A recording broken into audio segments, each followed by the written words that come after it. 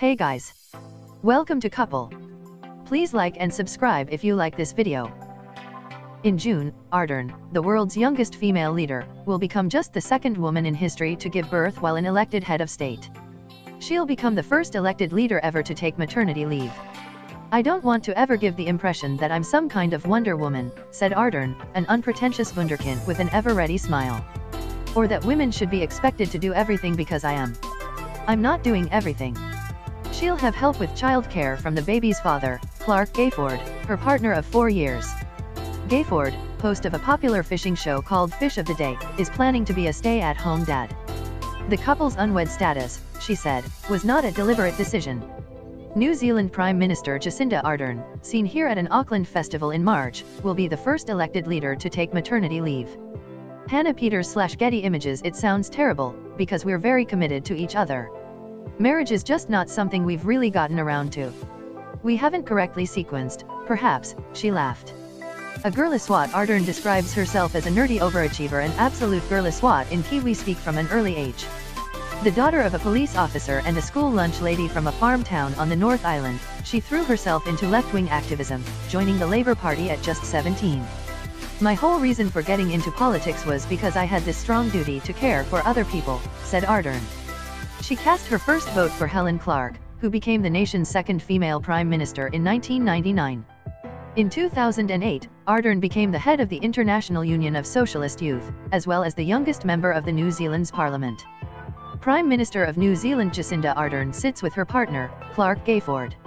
NBC News. Because of the women who came before her, Ardern said, she never had the sense she couldn't reach her goals. The sentiment in New Zealand, she said, is that people should have a fair go. They should have a shot, they should have a chance to prove themselves. Jacindamania. Another lesson New Zealand might be able to teach the US about public life is how to disagree without demonizing. Ardern became leader of the Labour Party just 7 weeks before the September 2017 election. With an appealing political natural at the helm, Labour began a rapid rise from the depths of the polls, but on election day no party won a majority. To form a coalition government, Ardern teamed up with the very conservative New Zealand First Party. In American terms, that would be like Bernie Sanders joining forces with Ted Cruz. Ardern agreed to give the leader of New Zealand First, Winston Peters, the post of Deputy Prime Minister. He will be in charge of the country during Ardern's maternity leave. Prime Minister of New Zealand Jacinda Ardern, right, with NBC's Cynthia McFadden. NBC News. New Zealand has an image as a South Pacific paradise, with breathtaking mountains and beaches and unique wildlife, but it has political problems that would be familiar to Americans, such as homelessness and soaring housing prices. Like the US, New Zealand also has political divisions, deep ones, and more than half of voters chose a party other than Labour last fall. But unlike the US, the country isn't polarized. Even many of the people who didn't vote for Ardern seem to be rooting for her now, won over by her humor and candor. Dubbed Jacindamania, the post-election honeymoon is an added perk for the Prime Minister, who delights in the reactions of the little girls she meets. If they see a woman in a job like this and it has an effect, she said, then that's wonderful. Ardern's priorities as PM include fighting child poverty and climate change, and she was critical of the recent US, French and British strike on Syria. Yet as a candidate she engaged some issues similar to those in the divisive US 2016 presidential campaign, albeit with a very different tone.